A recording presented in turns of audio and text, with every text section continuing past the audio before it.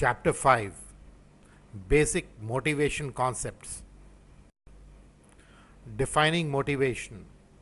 We will define motivation as the processes that account for an individual's intensity, direction, and persistence of effort toward attaining a goal. Intensity is concerned with how hard a person tries. However, high intensity is unlikely to lead to favorable job performance outcomes unless the effort is channeled in a direction that benefits the organization. Finally, motivation has a persistence dimension. This is a measure of how long a person can maintain the effort. Motivated individuals stay with a task long enough to achieve their goal. Early theories of motivation. Three specific theories were formulated in the 1950s. These are the hierarchy of needs theory, theories X and Y, and the two-factor theory. Abraham Maslow's hierarchy of needs. Maslow hypothesized that within every human being there exists a hierarchy of 5 needs. These needs are physiological, includes hunger, thirst, shelter, sex, and other bodily needs. Safety includes security and protection from physical and emotional harm. Social includes affection, belongingness, acceptance, and friendship.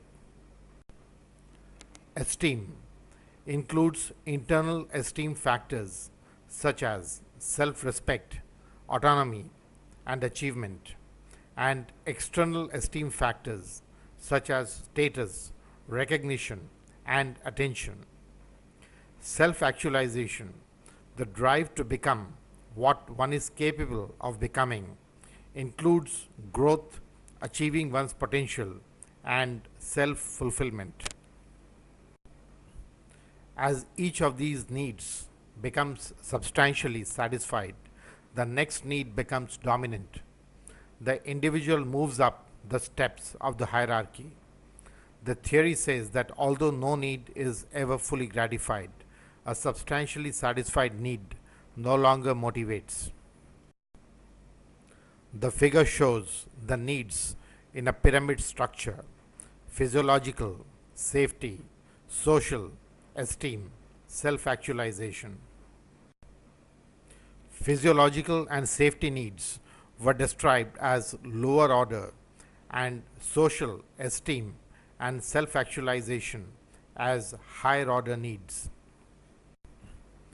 The differentiation between the two orders was made on the premise that higher order needs are satisfied internally, that is, within the person, whereas lower order needs are predominantly satisfied externally by things such as pay, union contracts, and tenure. Theory X and Theory Y. Douglas McGregor proposed two distinct views of human behavior, one basically negative, labeled Theory X, and the other basically positive, labeled Theory Y. Under Theory X, the 4 assumptions held by managers are: employees inherently dislike work and, whenever possible, will attempt to avoid it. Since employees dislike work, they must be coerced, controlled, or threatened with punishment to achieve goals. Employees will avoid responsibilities and seek formal direction whenever possible. Most workers place security above all other factors associated with work and will display little ambition.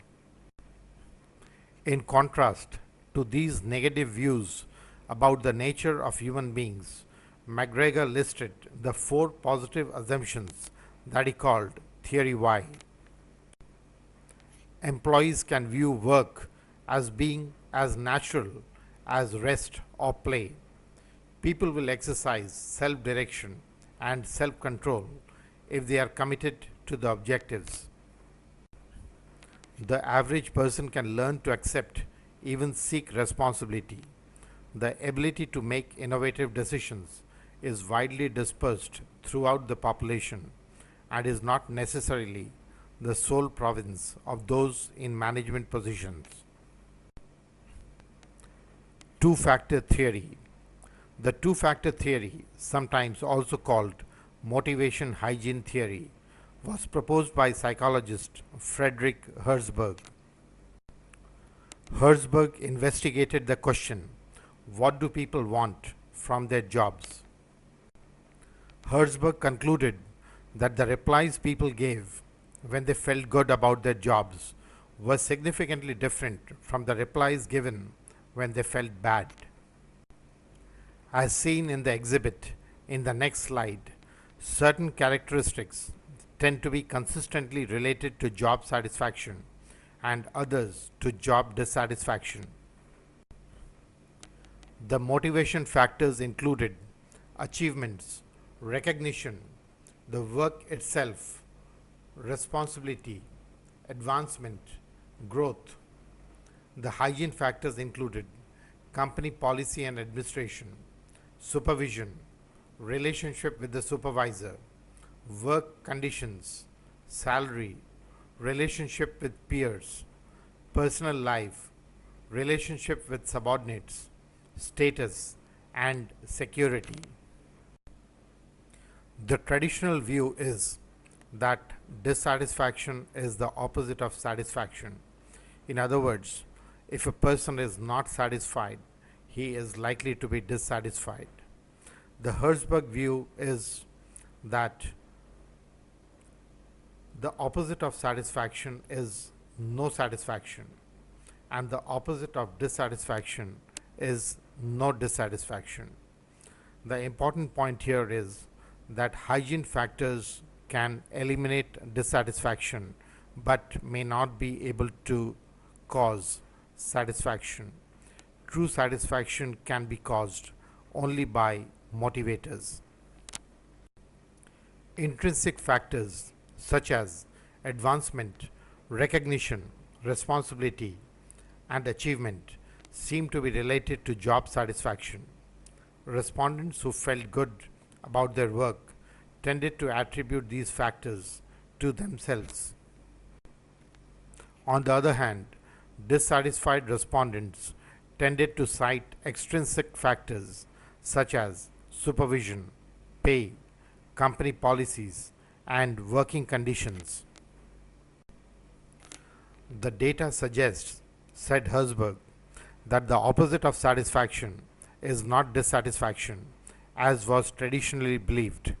Removing dissatisfying characteristics from a job does not necessarily make the job satisfying.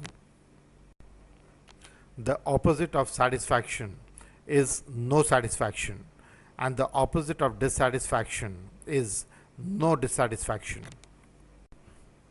The factors leading to job satisfaction are separate and distinct from those that lead to job dissatisfaction.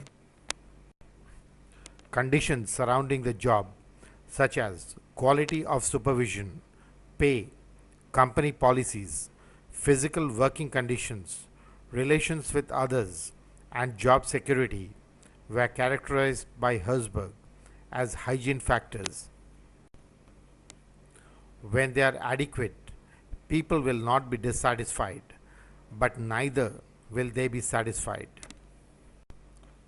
If we want to motivate people on their jobs, Herzberg suggested emphasizing factors associated with the work itself or to outcomes directly derived from it, such as promotional opportunities, opportunities for personal growth, recognition, responsibility, and achievement.